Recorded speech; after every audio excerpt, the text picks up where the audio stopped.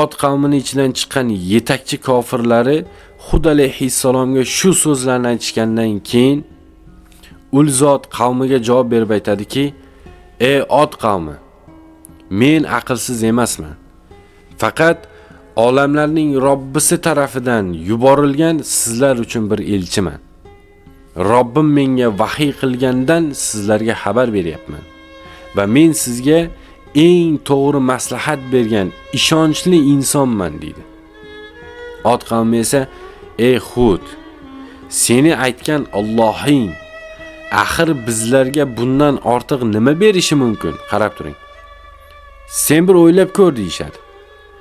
Bizlarga qanaqa azob kelishi mumkin? Atrofingga bunday qara, sen ko'rmayapsanmi? Bizni kuch-quvvatimizni tengsiz ekanligini ko'rmayapsanmi? Mol davlatimizni to'lib toshayotganini, tog'lar ichiga qurgan bu sog'lom qasrlarimizni ko'rmayapsanmi? Axir kim ham bularni parchalay olishi mumkin? Sen bularni ko'zing ko'rmayaptimi deyshadi. Haqiqatdan birodarlar, bu qavm tog'larda o'yib, ichlarini naqsh bilan bezab, qo'l mehnati bilan tog'lar ichidan qasrlarni barpo qilishgan.